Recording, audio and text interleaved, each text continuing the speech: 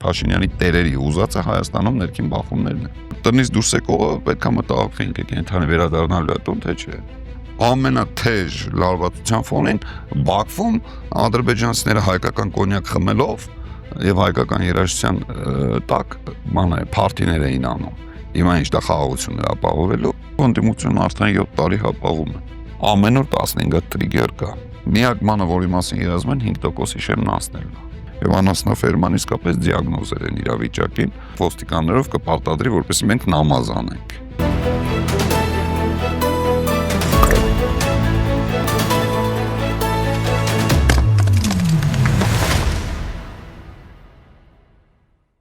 Բարև ձեզ, դուք դիտում եք հարցեր կան հաղորդումը, այսօր հարցեր կան քաղաքագետ Արմեն Մինասյանին։ Բարև ձեզ։ Շնորհակալ եմ, որ այստեղ եք։ Ես եմ շնորհակալ։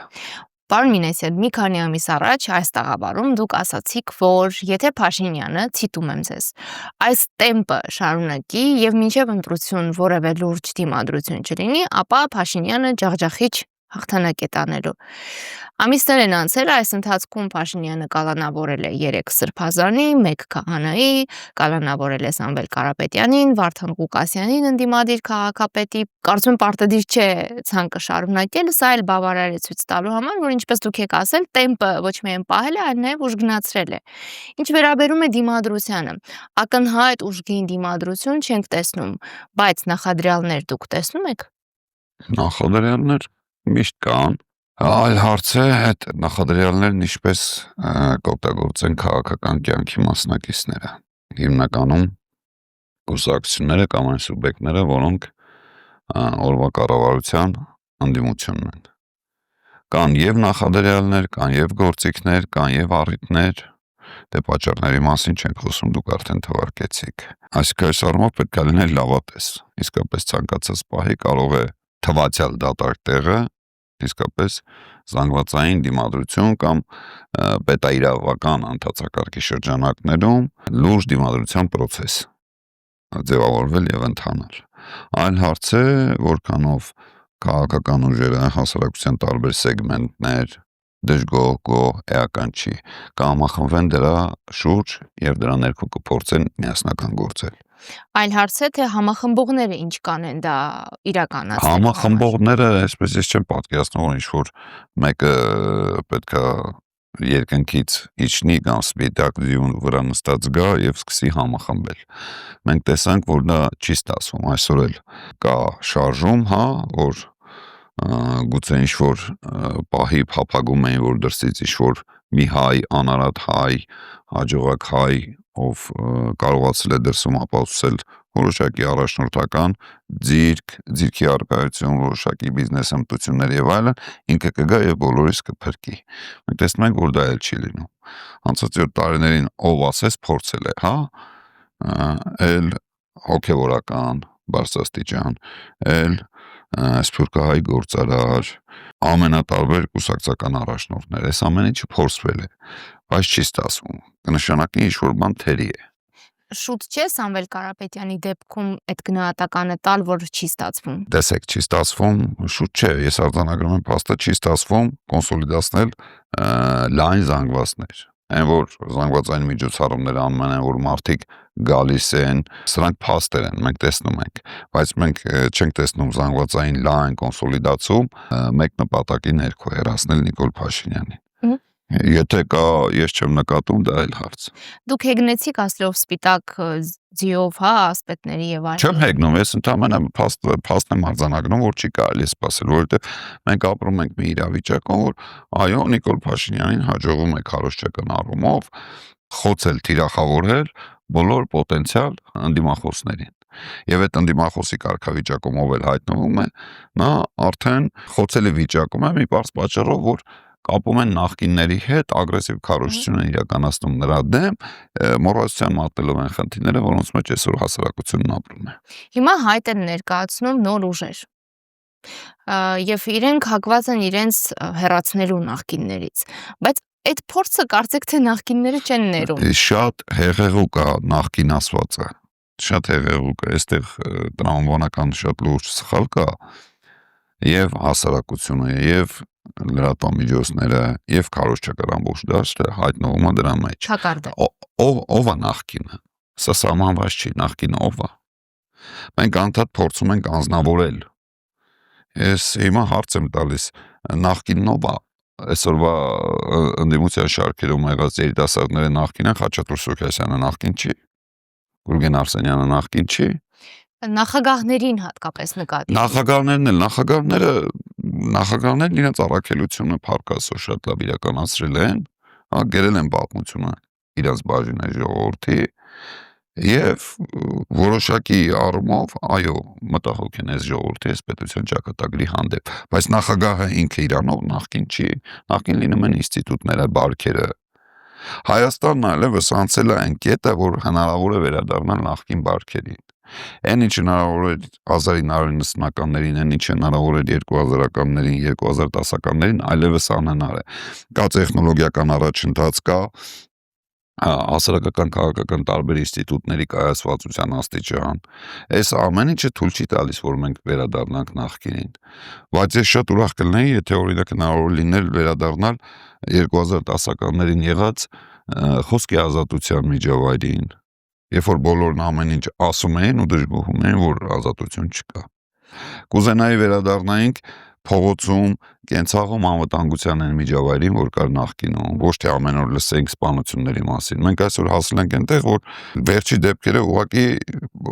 ապշեցուցիչ են։ Այսինքն մարդը գնում է եկեղեցի հոգեհանգստի,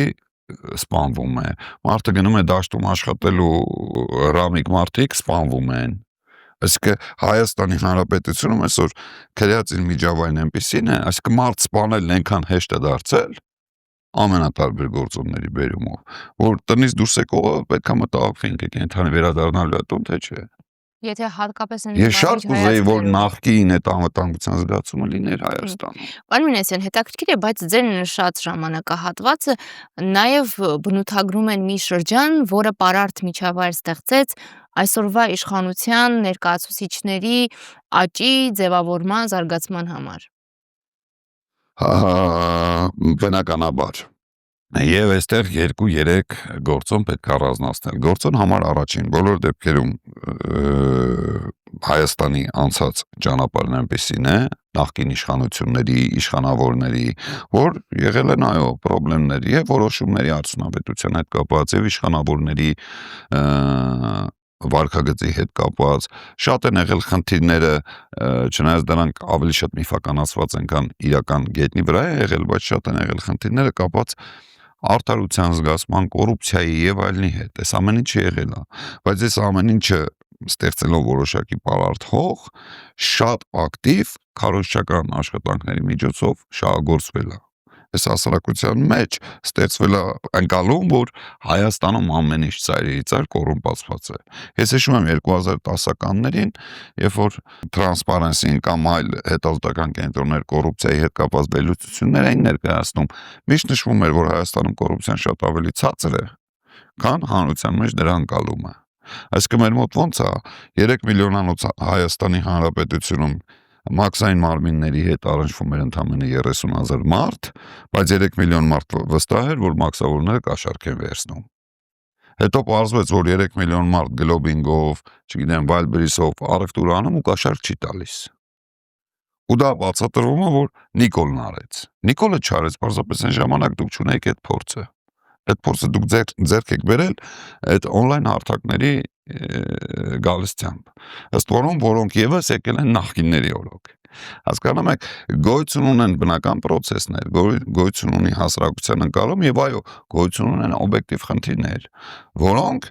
պետք է հետեւողականորեն լուծել։ Հիմա հարց եմ տալիս 90-ականներից մինչև 2018 Հայաստանն առաջընթաց չուներ։ Նրանք ովքեր ապրել են կամ ավելի վաղ վերցնեմ Խորհրդային Միությունից։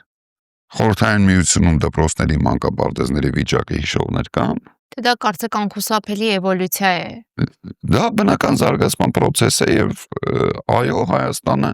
նույնիսկ Նիկոլ Փաշինյանի կառավարման շրջանում եւ ի հեճուկս Նիկոլ Փաշինյանի ցանկությունների առաջ է գնում, որտեղ չի կարող առաջ չգնալ։ Եթե Այդ որտեղ է արհեստական բանականությունը այդ առաջընթացը ներողություն որտեղ եք տեսնում։ առաջընթացը ամենատարբեր ձևերով Լիլի ջան, այսօր արհեստական բանականությունը թույլ է տալիս վարքյանների ընթացքում քեզ ուզող պատասխանները ստանալ։ Պետությունը դրա հետ կապ ունի թե չունի։ Դա ընդհանուր տեխնոլոգիական հանգամանքների մասին է։ օբյեկտիվ իհարկե, այսինքն դա այնպես չի որ Նիկոլ Փաշինյանը կամ ինչ որ մեկն արեց։ Այլ հարց որ քարոզություն է իրականացվում։ Նույնը օրինակ բերեմ հիմա էկոնոմիկայի նախարարը գլուխ է կոտրում թե Ադրբեջանի տարածքով ղազախական ցորեն է բերելու։ Էկոնոմիկայի նախարարը տեղյակ չի որ նախորդ 30 տարիների ընթացքում եւս Ադրբեջանի տարածքով բեռներ են տեղափոխվել նախատեսված Հայաստանի համար։ Ավելին դեպքեր են եղել որ նույնիսկ պաշտոնապես են ձևակերպվել, բայց դրանց որևէ մեկը չի տվել այդպիսի հրապարակայնություն, ավելին որևէ մեկը դա չի համարել խաղաղության նախադրյալ։ Ադրբեջանի տարածքով բեռ բերելը խաղաղությունը ապահովում։ Ես իրանց ուրիշ բան ասեմ, ամենաթեժ լարվածության ֆոնին Բաքվում ադրբեջանցիները հայկական կոնյակ խմելով եւ հայկական երաժշտության տակ փարթիներ էին անում։ Հիմա ինչ դա խաղաղությունն է ապահովելու։ Այսինքն քարոզությունը մի կողմ, օբյեկտիվ իրավիճակը մի կողմ։ Վերադառնալով մեր օրեր, հիմա թե այսպես կոչված նոր ուժերի հայտը, թե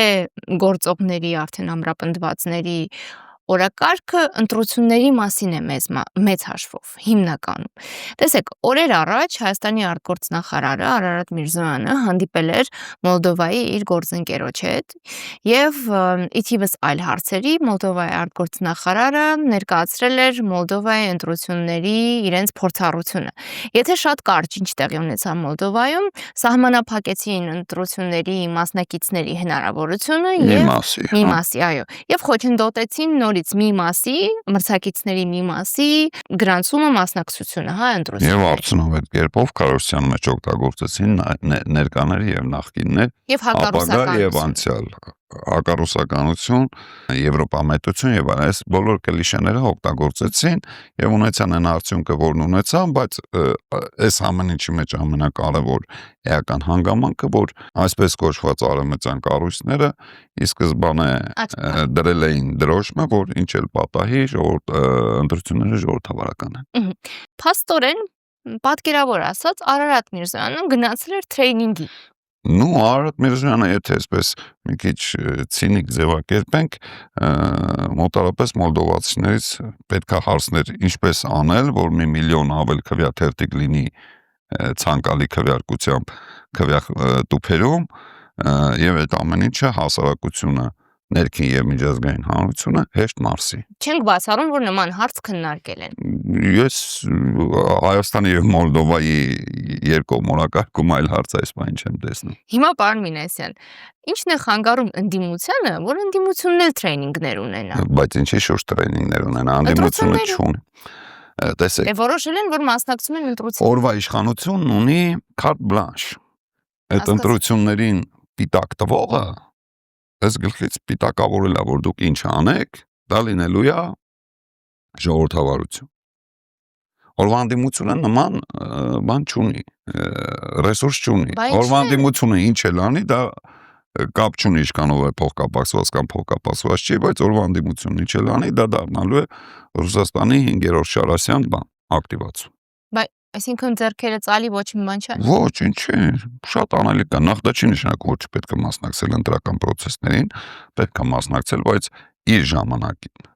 Մինչև ընտրություններն այս պահին առնվազն կես տարի կա, կես տարուց ավելի։ Հերթականին։ Հերթականին։ Ես չեմ կարծում, որ արտահերթ կլինի, դրա համար նախադրյալներ չեմ տեսնում։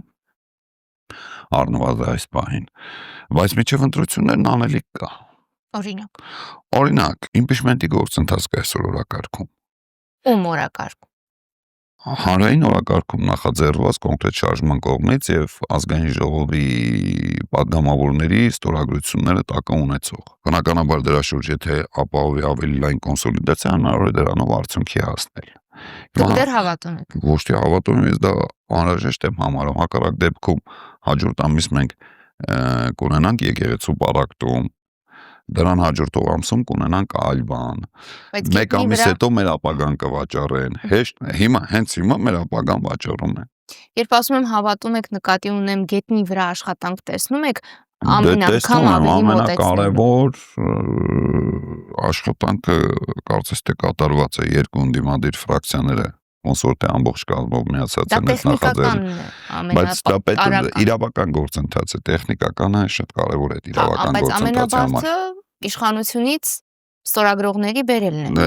Եթե լինի կոնսոլիդացիա, ինձ թվում է իշխանությունից ստորագրողները կարող է կրկնակի անգամ ավելին լինեն, քան Ամենաբարձը անհրաժեշտ է։ կոնսոլիդացիան չէ։ Հա? Ամենաբարձը Ամենաբարձը կոնսոլիդացիան չէ։ կոնսոլիդացիան է։ Ամենաբարձը կոնսոլիդացիան է եւ քաղաքական դասի ներսում եւ հասարակության մեջ,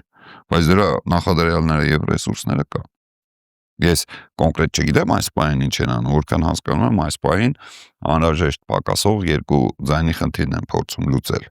որտեղ որպեսի տեխնիկապես մուտք արվի եւս երկու ստորագրություն է պետք եւ կան 4 այսպես կոչված անկախ падգամավորներ։ Այդ 4-ից 2-ը եթե միանան, գործընթացը կարծես թե արդեն անցնում է հաջորդ փուլ։ Եվ հենց այդ հաջորդ փուլում էլ կարիք կլինի այդ կոնսոլիդացիայի։ Շատ չի հապաղում ընդդիմությունը, որովհետեւ մի քանի ամիս է այս նույն խնդրի մասին։ Դե իմ կարծիքով ընդդիմությունը արդեն 7 տարի հապաղում է։ Բայց ունենք այն ինչ ունենք։ Եթե հապաղում է, դա չի նշանակում, որ ձեռքերը ծալած պետք է նստել։ Պարոն Մինասյան, այնուամենայնիվ օբյեկտիվորեն կարծում եմ պիտի որ համաձայնեք, տրամադրությունը դաշտում ընտրությունների մասնակցելն է։ Բոլորի մոտ։ Հիմա այդ Բայց այդ բոլորը բաժանում են երկու մասի։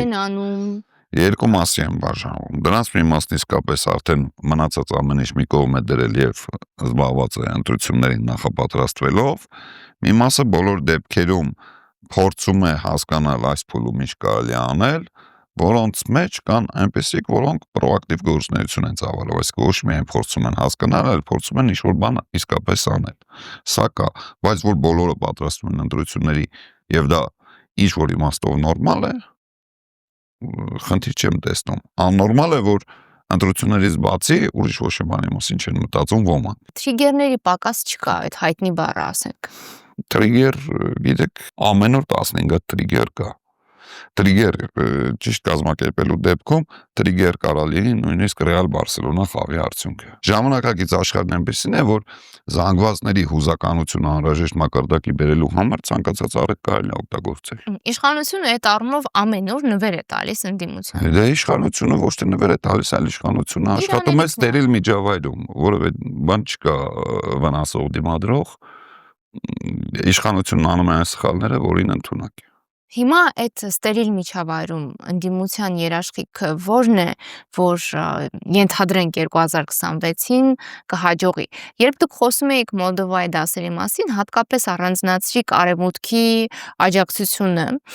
երբ աչք փակեցին հակաժողովրդավարական քայլերին, մի բան էլ աջակցեցին։ Նույն աջակցությունը ունի Նիկոլ Փաշինյանը, դա ակնհայտ է։ Հիմա այս պայմաններում ընդդիմության երաշխիքը ո՞րն է, հատկապես երբ իրենք մարզումներ էլ հենց չեն անում, պատասխան մարզավիճակում չեն։ Ո՞րն է երաշխիքը, որ կհաջողեն եւ մի բան էլ պարոն Մինասյան։ Շատ հաճախ երբ որոշակի թերահավատություն կա ընդդիմության հաջողության վերաբերյալ ընտրությունների,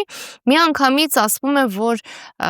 այդ թերահավատությունը, կասկածամտությունը ջուր է լցնում Նիկոլ Փաշինյանի ջրաղացին, այսինքն այդ պարտվողական տրամադրությունները օգնում են Նիկոլ Փաշինյանին։ Չէ, դրանք պատվական տրամադրություններ չեն, դրանք օբյեկտիվ վերլուծություններ են հետևյալի մասին։ Նախ ընդդիմություն ասված է ինքը բավականին բազմազան է եւ ընդդիմության պարագայում դժվար է որոշել որն է հաջողությունը։ Մենք ունենք փորձ, չէ, 2021 թվականին երկրորդ նախագահան հայտարարեց, որ հաղթել են եւ հիմնավորեց։ Հիմա ինչ նախանգարում որ եւս մեկ անգամ հաղթեն, համանավանդ որ ինքը կարծեմ ես վերջի մամուլի ասուլիսում ասեց, չէ, որ երկու ուժ կա առաջատար։ Մերձևովը եւ իրենց ուժը։ Այսինքն դեստեղ հաղթանակը չի գալվում Նիկոլ Փաշինյանի հերացում, հաղթանակն ընկալվում է խորհրդարան անցնելը։ Սա եւս հաջողություն է, մենք չենք կարող ժխտենք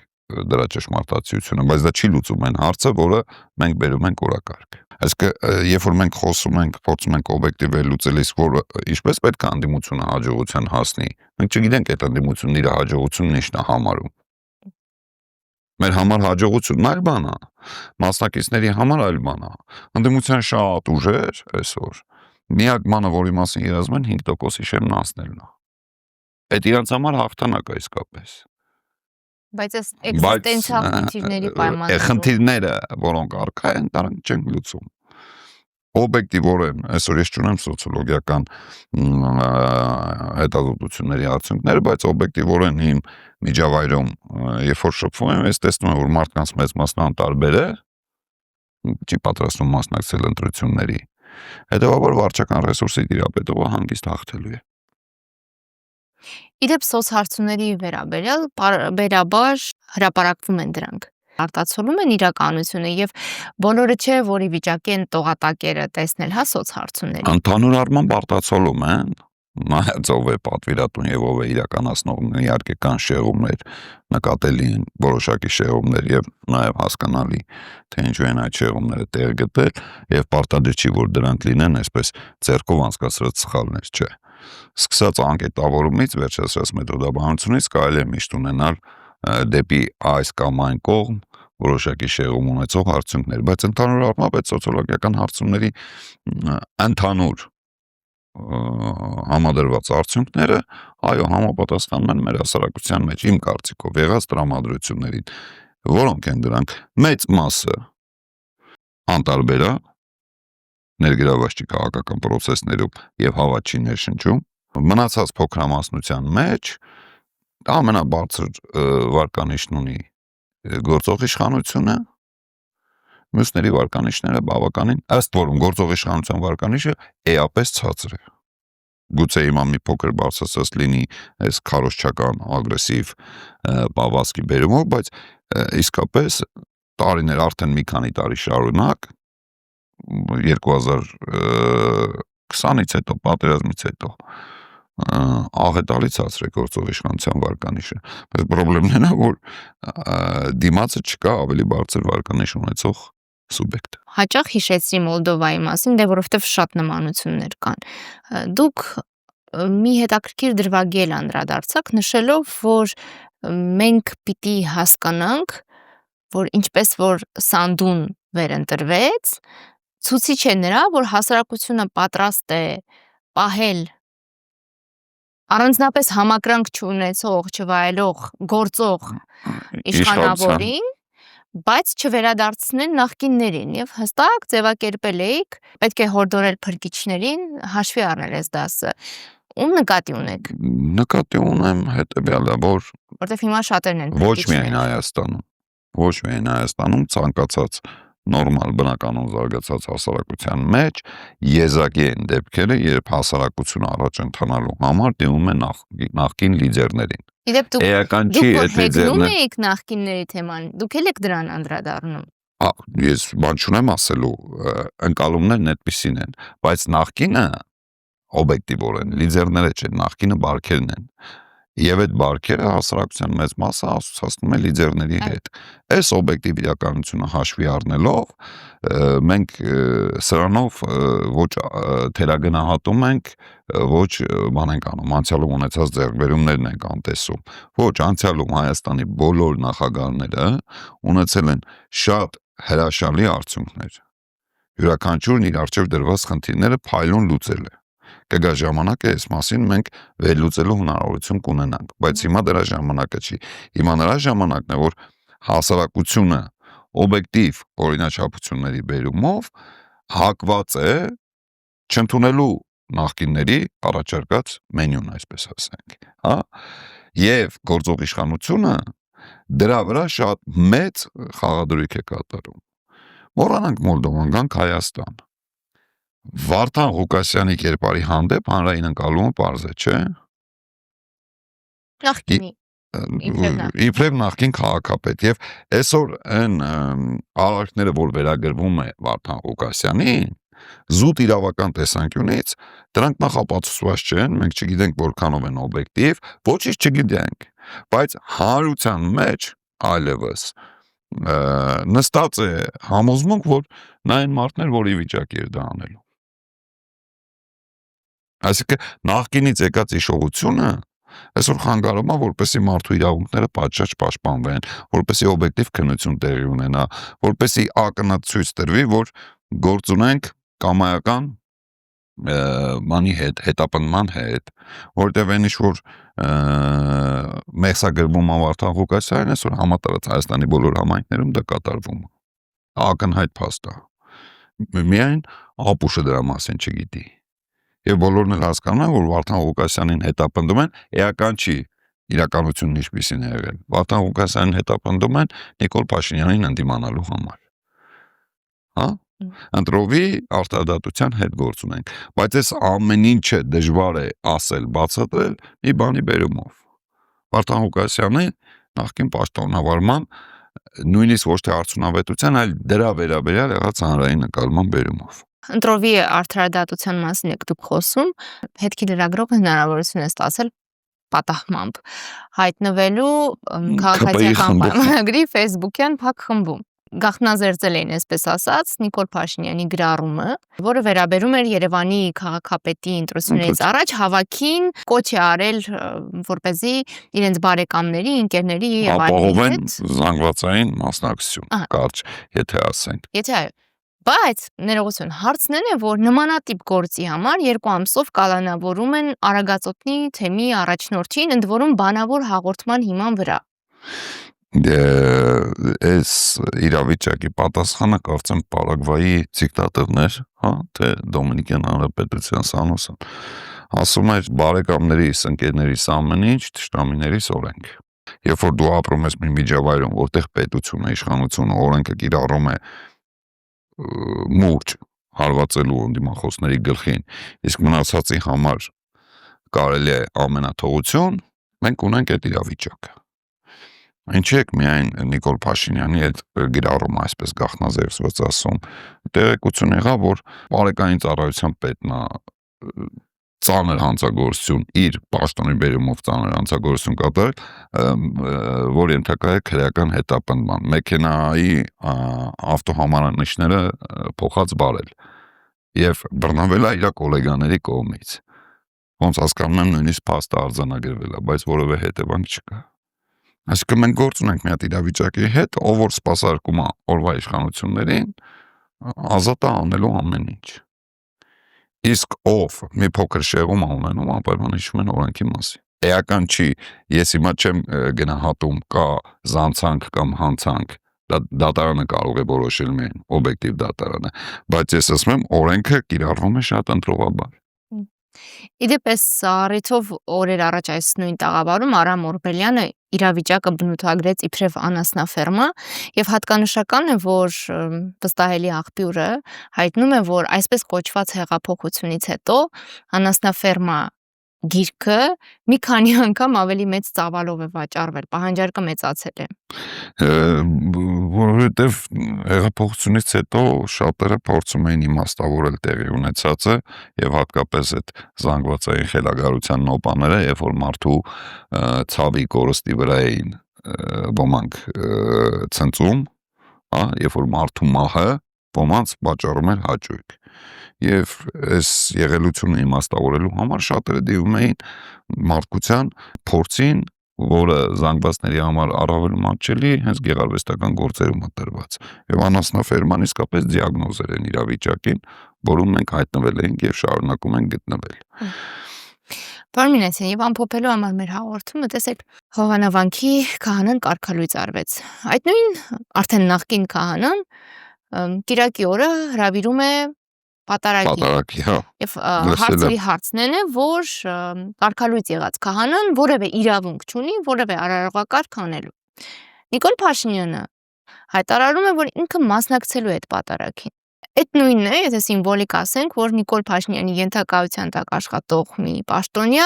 աշխատանքից հեռացվելու դեպքում հայտարարում է, որ չէ, ինքը շարունակելու է պաշտոնավարել եւ լիազորություններ ունի ու շարունակելու է անել ինչ որ ցանկանում է։ Այս նույն իրավիճակն է։ Մինչդեռ օրենքով սահմանված է, որ պետությունը իրավունք չունի միջամտելու եկեղեցու գործը։ Ոչ միայն եկեղեցու, եթե մոռանանք եկեղեցու հոգևոր այսպես առաքելությունը եկեղեցին որոշակի ինստիտուտ է, որը ունի իր ներքին կանոնները, կանոնագիրքը եւ սեփական որոշումները ինքնուրույն կայացնելու եւ դրանց արդյունքները գրանցելու 1700-ամյա գործիքակազմ։ Հիմա եկեղեցին կայացրել է որոշում, եկեղեցին պետք է հետապնդի այդ որոշումը։ Այնտեղ որտեղ պետությունը կոտնահարի այդ ինստիտուտի իրավունքները,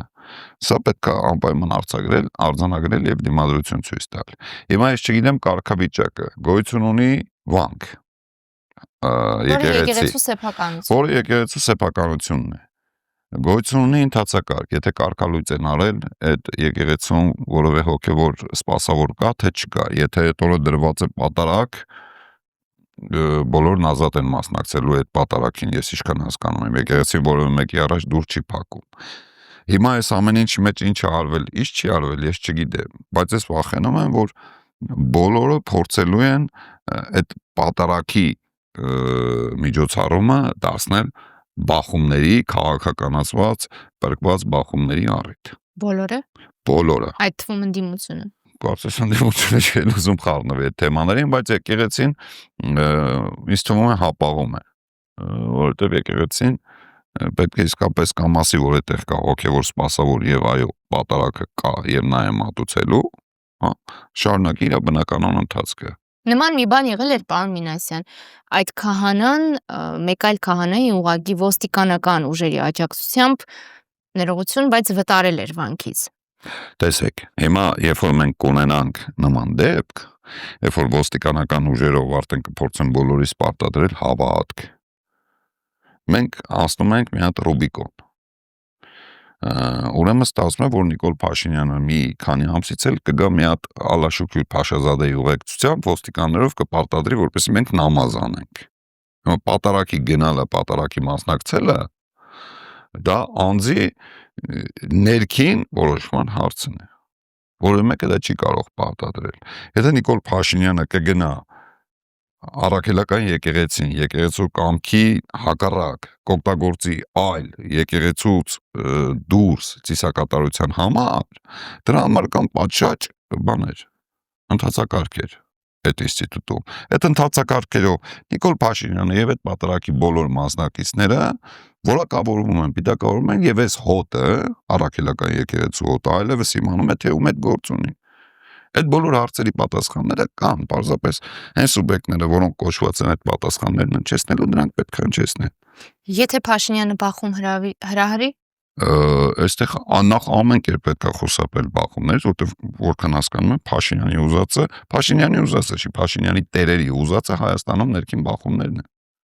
Տևական ժամանակ Հայաստանում ներքին բախումների նախադրյալներ են ստեղծվում։ Ամեն կերպ պետք է դրանից խուսափել։ Ամեն կերպ պետք է խուսափել։ Չպետք է գնալ լարվածության, պետք է փաստն արձանագրել եւ փաստի մասնակիցների գնահատականները տալ։ Հիմա երբ որ ծիծեռնակաբերդում ինչ որ թուրք գալիս է բանա, ռիլս է նկարում։ Մեր հանրությունը դրան արձագանքում է, չէ՞։ Հիմա ինչ տարբերություն եկեղեցում, եթե ինչ որ կարգալույծ արած բան հոգեվորական կամ որևէ այլադավան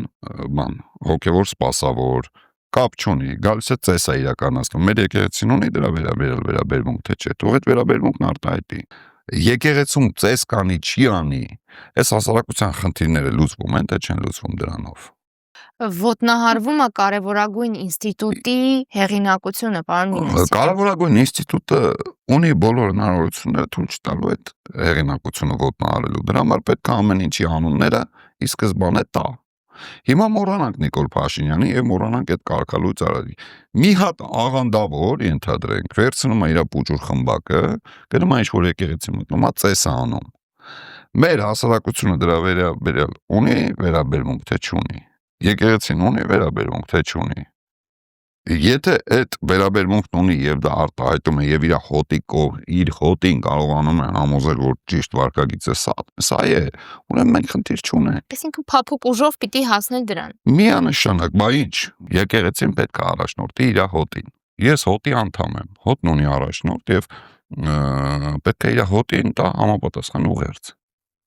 Եվ այդ ուղերձը ոչ մի դեպքում չի կարա իր մեջ ունենա բռնության էլեմենտ։ Բռնությամբ նման հարցեր չեն լուծում։ Եթե որպես հոտի անդամ կարիք լինի եկեղեցին պաշտպանելու։ Ուրեմն եկեղեցին պետքա մեր պատմությունը ունի տես փորձեր, չէ, որ եկեղեցին զանգերն հնչեցնում, ասում է, գիտեք ինչ կա, օտար ասպատակիչները հարձակվել են մեր վրա, մենք պաշտպանվելու կարիք ունենք։ Այդ դեպքում մենք կիմանանք, որ մեր հայրենիքում մենք այլևս օտար նվաճողների դեմ պետք է ազատագրական պայքար վարենք, բայց դա էլ պետք է ասվի։ Ես չպետք է ինքս որոշեմ, ել եմ ասում, այդ ամեն ինչի պատասխանը կա, բայց դրանք պետք է ասվի։ Շնորհակալություն։ Ձեզ եմ շնորհակալ։